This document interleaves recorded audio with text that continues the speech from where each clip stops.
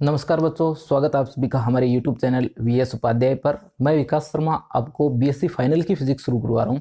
सबसे पहले हम लोग इसके अंदर कुछ सिलेबस के बारे में बात कर लेते हैं। तो आपके जो बीएससी फाइनल है,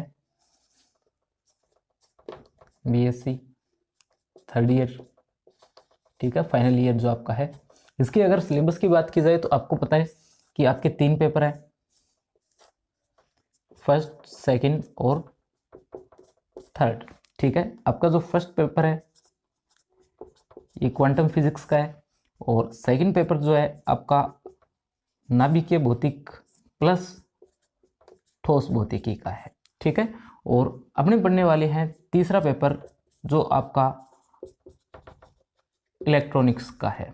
ठीक है, इलेक्ट्रॉनिक जिसे अपने इलेक्ट्रॉनिक की कहते हैं, हिंदी और इंग्लिश में अपने इसे इलेक्ट्रॉनिक्स ही कहते हैं।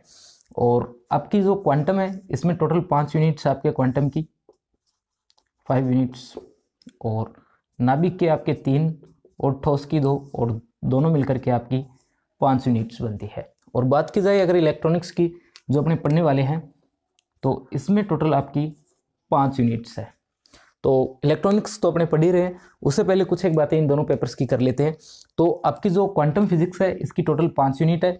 यूनिट फर्स्ट लगभग आपकी वहीं से शुरू होती है जहाँ से आप लोगों ने बीएससी सेकेंड ईयर की जो लास्ट 5वीं यूनिट थी, जहाँ आप लोगों ने कृष्णिका वाला जो चैप्टर पढ़ रहे थे, उस कृष्णिका वाले चैप्टर को आपने जहाँ से छोड़ा था वहीं से ये यूनिट जो आपकी शुरू होती है क्वांटम की फर्स्ट यूनिट। ठीक है, तो फर्स्ट और सेकंड यूनिट इसकी जो है बेसिक यूनिट्स है, उसके बाद में इसकी जो आगे की यूनिट है वो शुरू हो जाती है। अगर अपने इसकी बात करें तो नाभिक और ठोस, नाभिक वाले के अंदर फर्स्ट यूनिट में कुछ बेसिक बातें दी गई है, जैसे रदरफोर्ड का प्रकीर्णन जो प्रयोग था अल्फा कण वाला वो दिया गया है। सेकंड और थर्ड जो है वो नाभिक के संलयन और विखंडन के बारे में दी गई है। ठोस की जो आपके 2 यूनिट्स आती है, ठोस की 2 यूनिट्स में क्या दिया गया है तो इसके अंदर ठोस अवस्थाएं जो है उनके बारे में बताया गया है। ठीक है, और जो उसमें गुण होते हैं उसके बारे में भी इन यूनिट में बताया। अब अपने देखते हैं इलेक्ट्रॉनिक्स को, जिसकी आपके टोटल 5 यूनिट है और पेपर कौन सा है, तीसरा है। तो देखिए इसे,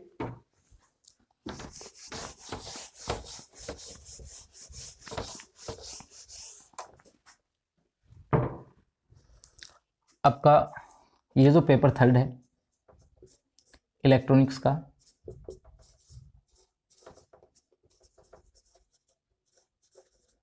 पेपर थर्ड है, इसकी टोटल आपके 5 यूनिट्स दी गई है। फर्स्ट यूनिट जो है इसमें परिपथ विश्लेषण दिया गया है, कुछ बेसिक बातें दी गई है परिपथ के बारे में, आपको बताया गया है कि परिपथ किस प्रकार से बनते हैं, किरचॉफ के नियम वगैरह इसमें दिए गए और कुछ प्रमेय इसमें दी गई है। और जो सेकेंड यूनिट है इसके अंदर क्या दिया गया है, इसके अंदर दिष्टकारी जो होता है, यानी दिष्टकण जो होता है जिसमें अपने एसी को डीसी में बदलते हैं, उसके बारे में बताया गया है। और तीसरी यूनिट जो आपकी आती है वो आती है ट्रांजिस्टर के बारे में। ठीक है, एनपीएन और पीएनपी जो ट्रांजिस्टर है उनके बारे में यूनिट थर्ड में आपके बताया गया है। यूनिट 4 जो आपकी है वो आती है ओपैम्प के बारे में, ओपैम्प जिसे अपने ऑपरेशनल एम्पलीफायर के नाम से जानते हैं। इसके अलावा जो आपके संख्यात्मक पद्धतियां जो होती है, जैसे अलग अलग प्रकार की अपने पत्तियां पढ़ते हैं, जैसे बाइनरी हो गई और आपकी दशमलव पत्ती होगी, उन सब के बारे में इसमें बताया गया है। और उसके बाद आती है आपकी 5वीं यूनिट। 5वीं यूनिट में क्या दिया गया है, तो 5वीं यूनिट में आपके पुनर्निवेश जो आता है उस पुनर्निवेश के बारे में बताया गया है। ठीक है, पुनर्निवेश के बारे में 5वीं यूनिट में बताया गया है, प्लस जो दोलित्र आते हैं वो दोलित्र भी इस 5वीं यूनिट में आपके दिए गए हैं। तो इस तरीके से आपकी ये 5 यूनिट्स बनती है। अपने सबसे पहले शुरुआत कर रहे हैं यूनिट फर्स्ट, जिसका नाम है परिपथ विश्लेषण। तो देखिए इसे,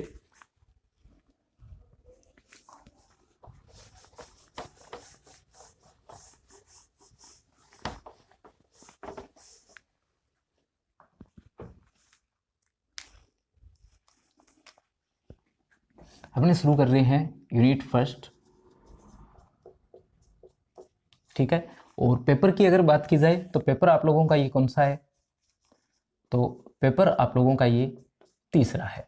ठीक है, इसकी कुछ एक बातें जो है वो इंटीग्रेटेड वाले बच्चे हैं उनके लिए भी कॉमन है। तो पेपर थर्ड और यूनिट कौन सी पढ़ रहे हैं, अपने फर्स्ट पढ़ रहे हैं। तो देखिए इसके अंदर अपने यूनिट की अगर बात की जाए तो इसके अंदर जो चैप्टर फर्स्ट आपकी बुक के अंदर दिया गया है जिसका नाम है परिपथ विश्लेषण। तो परिपथ विश्लेषण के बारे में इसमें बताया गया है। तो चैप्टर का नाम भी आपका क्या आता है, परिपथ विश्लेषण आता है। ठीक है, तो सबसे पहले तो मैं आपको ये बता देता हूँ कि ये जो आपकी यूनिट फर्स्ट है इसे मैं कंप्लीट करवाने वाला हूँ। ठीक है, मेरा जो यूट्यूब चैनल है इस पर आपको यूनिट फर्स्ट परिपथ विश्लेषण जो बिल्कुल कंप्लीट मिल जाएगी। ठीक है, हो सकता है इसमें 1-2 दिन बीच में कभी वीडियो ना मिले आपको, पर मैं इस पूरी कंप्लीट यूनिट को अपने यूट्यूब चैनल पर डालने वाला हूँ। ठीक है, और अगर आपका रिस्पॉन्स बढ़िया रहता है, व्यूज़ बढ़िया आते हैं और अगर ज़्यादा बच्चे इसे सब्सक्राइब करते हैं चैनल को, तो मैं आपका ये पूरा पेपर जो है इस चैनल पर डाल दूंगा। ठीक है, तो अगर आपको वीडियो अच्छा लगता है तो अपने दोस्तों के साथ में इसे शेयर जरूर कर देना। तो देखिए, यूनिट फर्स्ट शुरू करवा रहा हूँ मैं आपको, और यूनिट का नाम है परिपथ विश्लेषण, सर्किट एनालिसिस। सबसे पहले कुछ एक परिभाषाएं इसमें दी गई है, कुछ परिभाषाएं दी गई है। देखिए कौन कौन सी परिभाषाएं आपके दी गई है। तो सबसे पहले जो परिभाषा आती है इसमें वो आती है जाल की।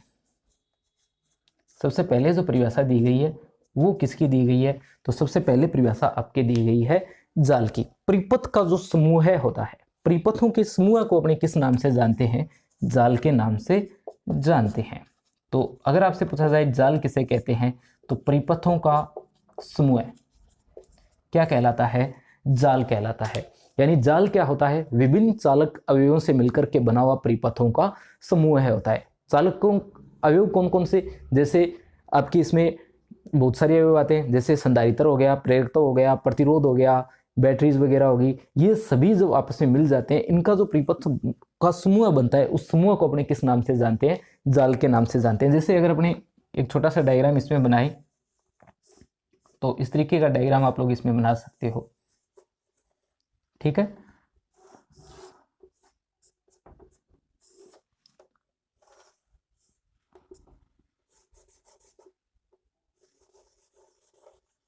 प्रेरक तो है ये C और ये R है, और यहाँ मैंने एक बैटरी जोड़ रखी है। तो यहाँ से अगर अपने इसे बनाए, या फिर आप लोग ऐसा डायग्राम भी इसमें बना सकते हो।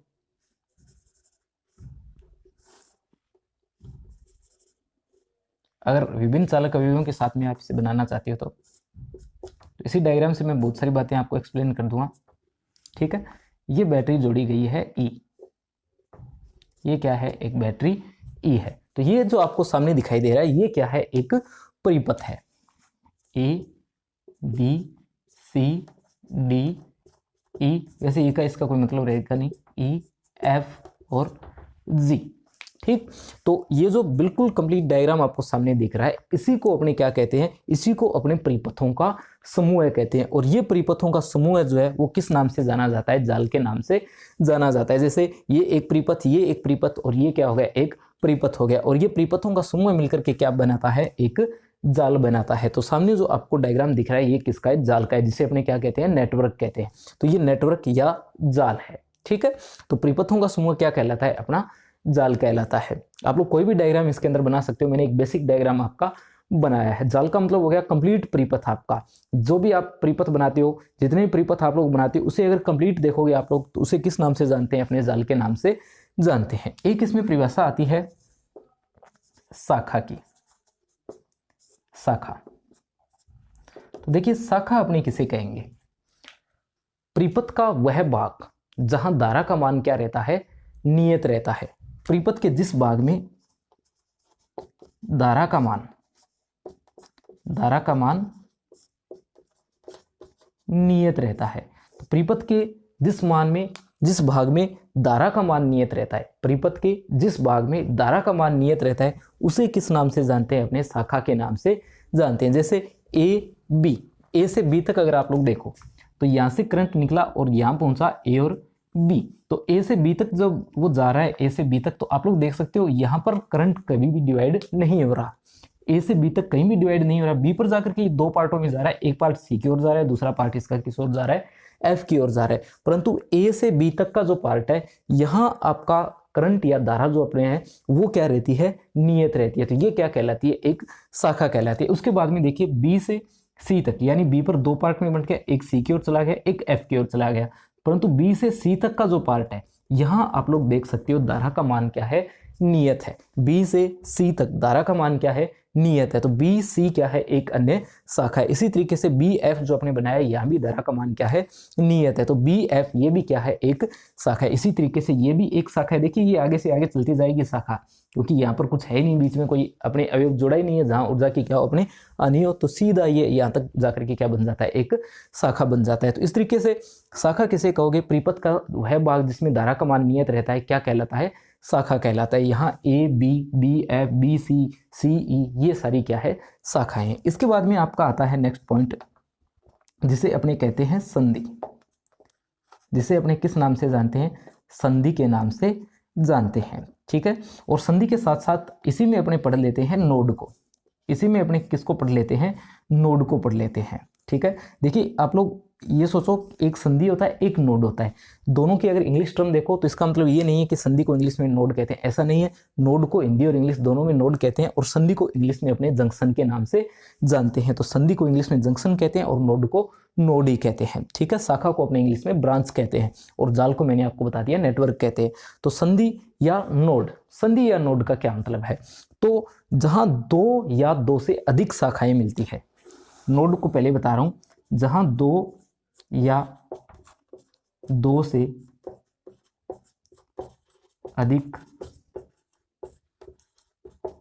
शाखाएं आकर के मिलती है, उसे किस नाम से जाना जाता है, नोड के नाम से जाना जाता है। जैसे ये एक नोड है, ये एक नोड है, ये एक नोड है, ये भी एक नोड है, ये भी एक नोड है, और ये भी क्या है, एक नोड है। ये सारे जो पॉइंट आपको सामने दिखाई दे रहे हैं, ये क्या है, ये आपके नोड है। इनको अपने क्या कहते हैं, नोड कहते हैं। नोड का मतलब आप लोग ये मान सकते हो जॉइंट, जो भी एक जॉइंट है वो क्या है, आपका नोड होता है। फिर अपने संधि की अगर बात की जाए तो संधि किसे कहते हैं, जहां तीन या तीन से अधिक शाखाएं, तीन या तीन से अधिक शाखाएं, तीन या तीन से अधिक शाखाएं आकर के आपस में मिलती है, उसे किस नाम से जाना जाता है, संधि के नाम से जाना जाता है। जैसे अगर इस पॉइंट की बात की जाए तो ये पॉइंट आपका नोड हो सकता है, परंतु ये संधि नहीं हो सकता है। यहां देखें तो यहां अगर आप देखोगे तो एक शाखा ये आ रही है, एक ये आ रही है, एक ये आ रही है, तो पॉइंट बी जो आपका है, पॉइंट बी क्या है, एक संधि बिंदु है। इसी तरीके से पॉइंट सी भी क्या है, एक संधि बिंदु है। क्यों, एक शाखा इस तरफ से, एक शाखा इस तरफ से, और एक इस शाखा इस तरफ से आ रही है। ठीक है, ये जो आपका पॉइंट सी है, ये भी क्या कहलाता है, एक शाखा कहलाता है, ये संधि कहलाता है। ठीक है, तो संधि के लिए क्या जरूरी है, संधि के लिए जरूरी है कम से कम तीन शाखाएं आपस में आकर के मिले, और नोड के लिए दो शाखाएं अगर आपस में मिल रही है तो उसी को अपने किस नाम से जानते हैं, नोड के नाम से जानते हैं। तो जहां दो या दो से अधिक शाखाएं मिलती है नोड कहलाता है, और जहां तीन से अधिक शाखाएं मिलती है, तीन या तीन से अधिक, उसे अपने कहते हैं संधि बिंदु। ठीक है, आगे बढ़ते हैं अपने इसमें। चौथा अगर इसमें अपने पॉइंट देखें तो आता है लूप या पास। लूप या पास, कि पास या लूप जो होता है ये क्या होता है। एक तो आप लोग ध्यान रखो कि यहां से ये परिभाषाएं आपसे नहीं पूछी जाएगी। ठीक है, बस ये टेक्निकल टर्म्स है जिनके बारे में आपको पता होना चाहिए। तो आगे बढ़ते हैं अपने पास या लूप। तो पास या लूप क्या कहलाता है, शाखाओं से मिलकर के बना हुआ बंद पथ, शाखाओं से मिलकर बना बंद परिपथ, बंद परिपथ जिसमें नियत मान की धारा क्या होती है, प्रवाहित होती है, क्या कहलाता है, आपका पास या लूप कहलाता है। तो पास या लूप क्या होता है, शाखाओं से मिलकर के बना बंद परिपथ क्या कहलाता है, आपका लूप या पास कहलाता है। जैसे यहाँ की अगर बात की जाए तो ये जो आपके सामने दिख रहा है ये आपका क्या है, ये एक लूप है। ठीक है, ये क्या है, एक लूप फर्स्ट है, ये क्या है, एक लूप सेकंड है, और ये क्या है, एक लूप थर्ड है। तो ये सामने जो आपको दिख रही है ये क्या है, लूप है। शाखाओं से मिलकर के बना हुआ बंद परिपथ क्या कहलाता है, पास या लूप कहलाता है। ये बेसिक बातें थी जो आप लोग पहले से जानते हो, प्लस टू के अंदर आप लोग ये सारी बातें पढ़ करके आ चुके हो। अब अपने बीएससी के लेवल की जो बातें हैं उनको आगे पढ़ते हैं। ठीक है, जाल से ही अपने शुरू करते हैं, क्योंकि आपके जाल जो होते हैं वो दो तीन प्रकार के दिए गए हैं, जिसके अंदर आपके एक दिया गया सक्रिय जाल, एक दिया गया निष्क्रिय जाल। ठीक है, तो उन सब जालों के बारे में भी अपनी बात कर लेते हैं। इसके अलावा आपके द्विटर्मिनल जाल, त्रिटर्मिनल जाल और चतुर्टर्मिनल जाल भी दिए गए हैं। ठीक है, तो जाल से अपने फिर से आगे शुरू करते हैं।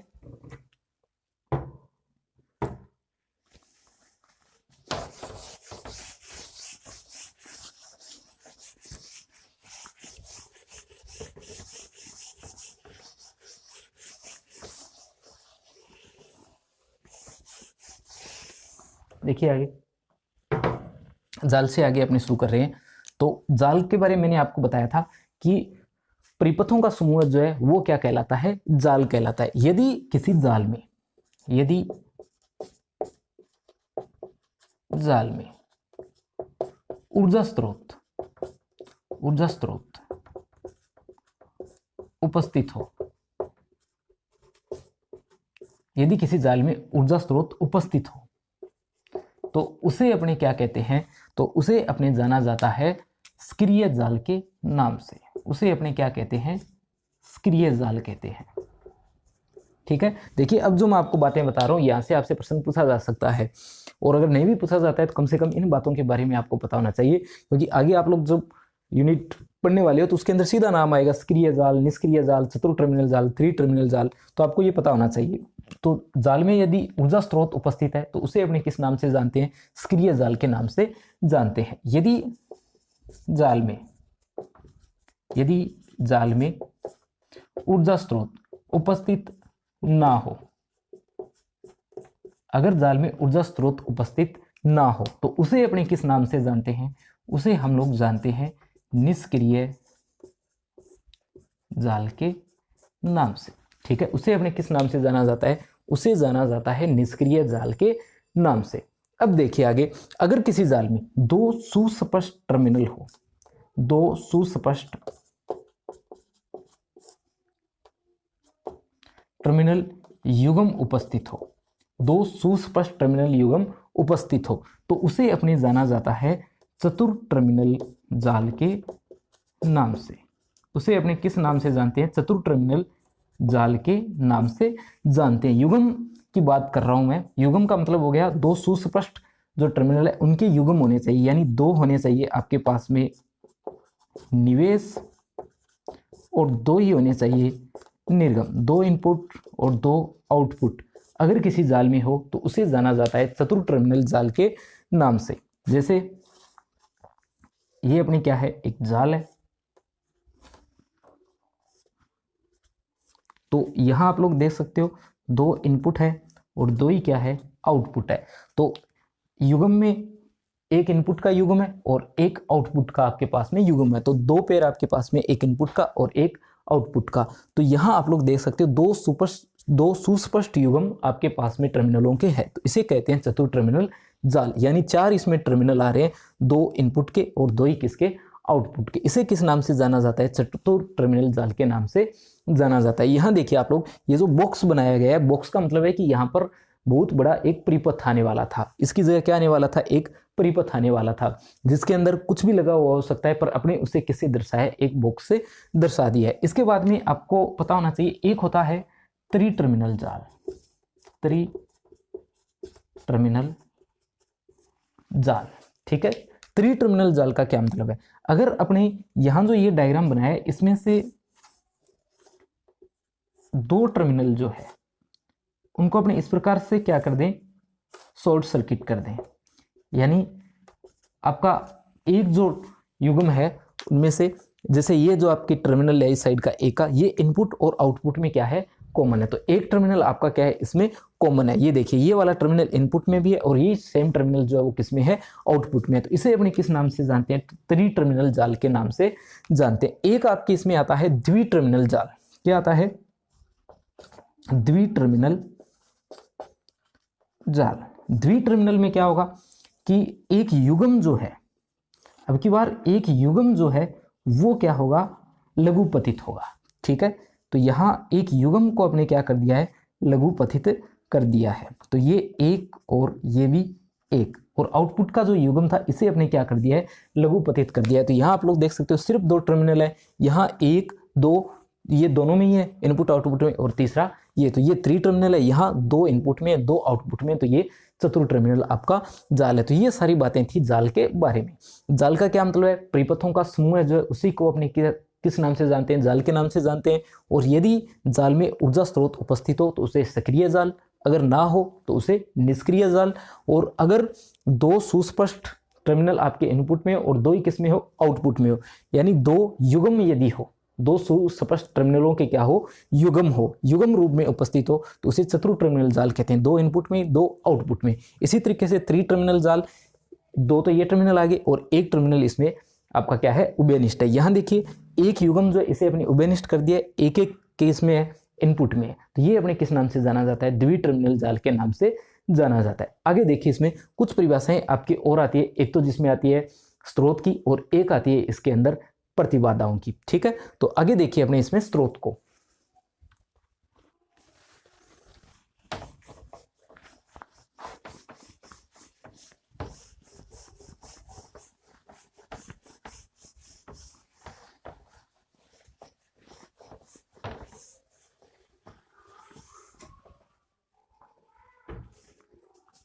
नेक्स्ट जो आपकी परिभाषा आती है वो आती है ऊर्जा स्रोत की।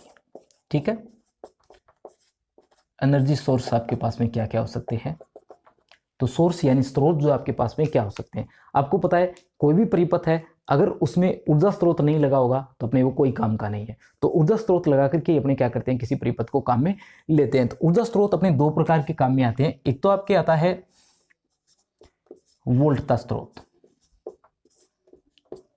और एक आपके आता है धारा स्रोत। दो प्रकार के ऊर्जा स्रोत काम में लेते हैं हम लोग, एक तो आता है वोल्टता स्रोत और एक आता है धारा स्रोत। ये दोनों स्रोत भी दो प्रकार के होते हैं, एक तो होते हैं वास्तविक और एक होते हैं आदर्श। तो ये दो प्रकार के होते हैं, एक आदर्श और एक वास्तविक। दोनों के दो प्रकार का है, वोल्टता के भी दो प्रकार का है, आदर्श और वास्तविक, और धारा के भी दो प्रकार, आदर्श और वास्तविक। ठीक है, यहां भी आदर्श और वास्तविक।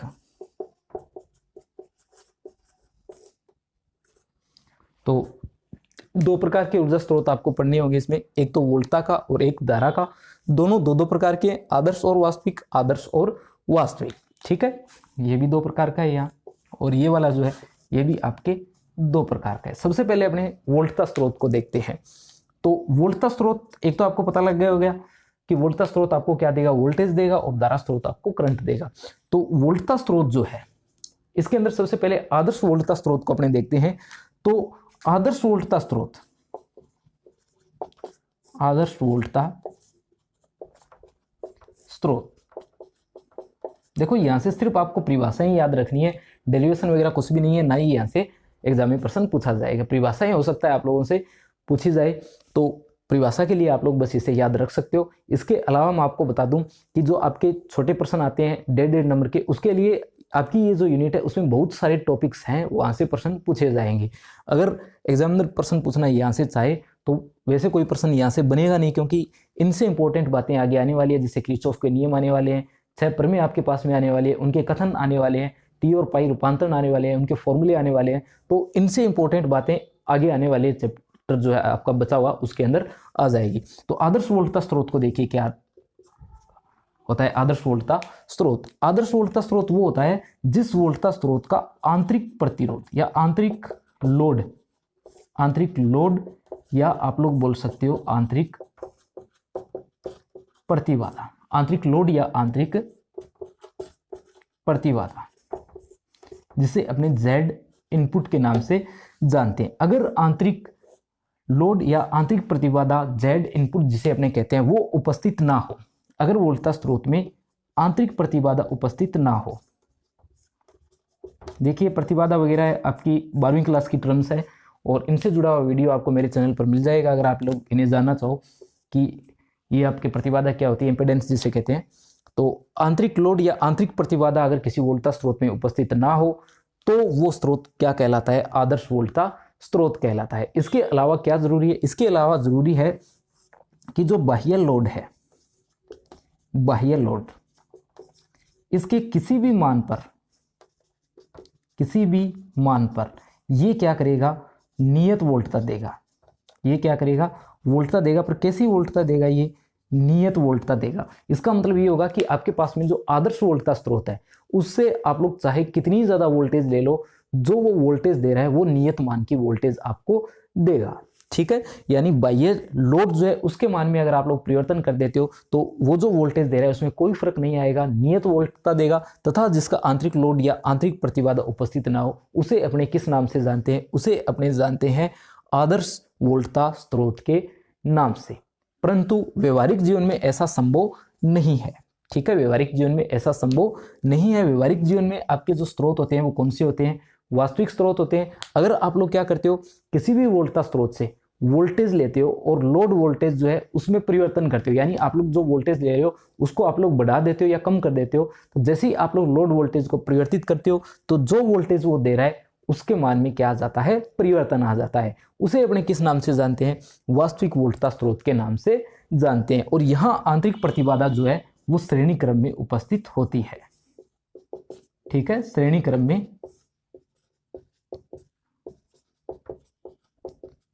आंतरिक प्रतिबाधा जो है वो उपस्थित होती है।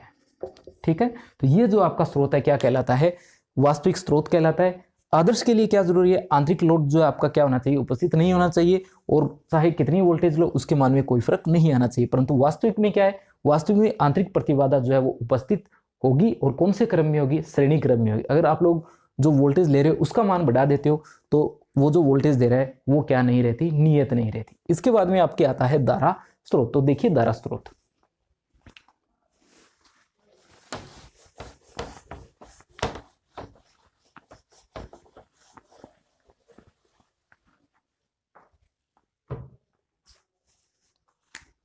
धारा स्रोत भी आपके दो प्रकार के आते हैं, एक आदर्श और एक वास्तविक। सबसे पहले इसमें देखते हैं आदर्श धारा स्रोत को। तो आदर्श धारा स्रोत कौन सा होता है, आदर्श धारा स्रोत वह होता है जिसके समांतर क्रम में, जिसके समांतर क्रम में अनंत मान के प्रतिरोध जुड़े होते हैं, जिसमें समांतर क्रम में अनंत प्रतिरोध जुड़े हों, जिसके समांतर क्रम में क्या हो, अनंत प्रतिरोध जुड़े हुए हो, समांतर क्रम में अनंत प्रतिरोध लगे हुए होने चाहिए उसमें, प्लस जो आप लोग उससे धारा ले रहे हो वो धारा क्या होनी चाहिए, नियत होनी चाहिए। जैसे ही आप लोग क्या करते हो, लोड को परिवर्तित करते हो तो वो जो धारा दे रहा है उसके मान में क्या नहीं आना चाहिए, परिवर्तन नहीं आना चाहिए, नियत मान की वो अपने को धारा देना चाहिए। उसे अपने किस नाम से जानते हैं, आदर्श धारा स्रोत के नाम से जानते हैं। परंतु जो व्यवहारिक होते हैं अपने पास में वो कौन से होते हैं, वास्तविक होते हैं। आपको पता है कि समांतर क्रम में जो अपने प्रतिरोध जोड़ते हैं वो अनंत मान के न होकर के क्या होते हैं, परिमित मान के होते हैं। यानी आप लोग जो समांतर क्रम में प्रतिरोध जोड़ रहे हो वो अनंत न होकर के क्या हो, परिमित हो, परिमित मान के हो, तो आपके पास में जो धारा स्रोत होगा वो कैसा होगा, वास्तविक होगा। अगर आप लोग ऐसे स्रोत से क्या करते हो, धारा लेते हो, तो आप लोग जैसे ही लोड के मान को परिवर्तित करोगे तो इससे जो आप लोग धारा ले रहे हो उसमें क्या आएगा, परिवर्तन आएगा। ऐसा स्रोत आपका क्या कहलाता है, वास्तविक स्रोत कहलाता है। ठीक है, तो ये दो प्रकार के स्रोत थे, वास्तविक धारा स्रोत और एक इसमें था आदर्श धारा स्रोत। टोटल ऊर्जा स्रोतों की बात करें तो दो प्रकार के ऊर्जा स्रोत हम लोगों ने पढ़ लिए, एक वोल्टता और एक धारा, दोनों दो दो प्रकार के थे। ठीक है, आगे बढ़ते हैं अपने ऊर्जा स्रोत के बाद में लास्ट जो आपकी परिभाषा आती है वो आती है प्रतिबाधाओं की, रेखीय प्रतिबाधा की। देखिए इसमें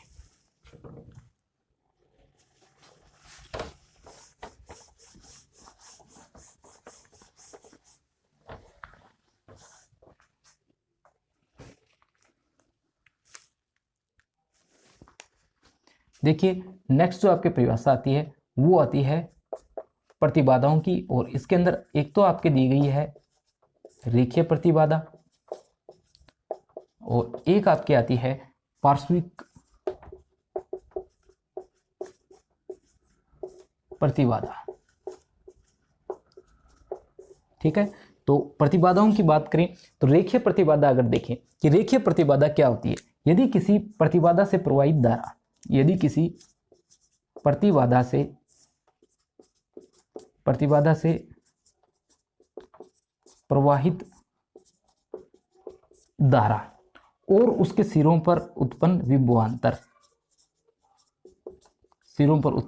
विभवांतर, इन दोनों के मध्य क्या किया जाए, अगर ग्राफ खींचा जाए, क्या किया जाए, इन दोनों के मध्य ग्राफ खींचा जाए। और ग्राफ अगर आपको कैसा प्राप्त हो, सरल रेखीय ग्राफ प्राप्त हो, सरल रेखा प्राप्त हो तो उस प्रतिबाधा को अपने किस नाम से जानते हैं? उस प्रतिबाधा को अपने जानते हैं रेखीय प्रतिबाधा के नाम से। ठीक है, यानी कोई भी प्रतिबाधा है, उस प्रतिबाधा से प्रवाहित धारा और उसके सिरों पर उत्पन्न विभवांतर जो है उसके मध्य अगर आप लोग ग्राफ खींचते हो और वो ग्राफ आपको सरल रेखा प्राप्त होता है तो उस प्रतिबाधा को अपने किस नाम से जानते हैं? रेखीय प्रतिबाधा के नाम से जानते हैं। जैसे अगर एग्जाम्पल की बात की जाए तो जो आपके पास में प्रतिरोध होता है, धारिता होती है, या जो आपके पास में प्रेरकत्व होता है, संधारित, एक तो हो गया प्रतिरोध, संधारित्र और प्रेरकत्व, ये तीनों जो होते हैं इनकी प्रतिबाधाएं जो होती है वो किस प्रकार की होती है? सरल रेखीय प्रतिबाधा होती है। और अगर ये ग्राफ सरल रेखा ना हो तो उसे अपने अरेखीय प्रतिबाधा के नाम से जानते हैं। जैसे आपके पास में डायोड हो गया, ट्रांजिस्टर हो गया, इनके लिए जब आप लोग ग्राफ खींचते हो तो वो सरल रेखा आपको प्राप्त नहीं होता है, तो वो कैसा होता है? अरेखीय प्राप्त होता है। तो रेखीय प्रतिबाधा, प्रवाहित धारा और विभवांतर के मध्य ग्राफ अगर सरल रेखा हो तो वो किस नाम से जानोगे आप लोग? उसे जानोगे रेखीय प्रतिबाधा के नाम से। एग्जाम्पल आ जाएगा इसमें आर, सी और एल का। ठीक है, आगे बढ़ते हैं।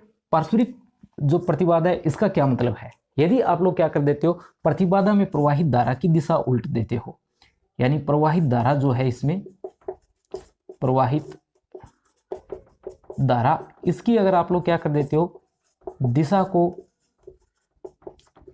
उल्ट देते हो, दिशा को उल्ट देते हो यानी विपरीत कर देते हो। अगर आप लोग दिशा को विपरीत कर देते हो, उल्टने पर या विपरीत करने पर, आपके पास में जो पारस्परिक प्रतिबाधा है इसका मतलब क्या होता है? अगर किसी प्रतिबाधा में धारा प्रवाहित कर देते हो और उसकी दिशा को क्या कर देते हो? उल्ट देते हो या विपरीत कर देते हो, परंतु उसके बाद भी आपके पास में जो मान आ रहा है किसका? प्रतिबाधा का, वो क्या रहता है? अपरिवर्तित रहता है। मान जो है वो क्या रहता है? अपरिवर्तित रहता है। तो वो जो आपके पास में प्रतिबाधा है उसे अपने क्या कहते हैं? पारस्परिक प्रतिबाधाएं कहते हैं। इसका अगर एग्जाम्पल देखा जाए तो इसके एग्जाम्पल में भी वही आ जाते हैं, कौन कौन से? आर, एल और सी। ठीक है, तो यानी आपको क्या करना है, इसके अंदर धारा प्रवाहित करनी है और धारा प्रवाहित करने पर आप लोग उसकी दिशा उल्टोगे या विपरीत कर दोगे। विपरीत करने के बाद में भी अगर प्रतिबाधा जो है उसका मान क्या रहता है? अपरिवर्तित रहता है, किसी भी प्रकार का परिवर्तन नहीं आता, तो उसे अपने पारस्परिक प्रतिबाधा के नाम से जानते हैं, जैसे आर, एल और सी।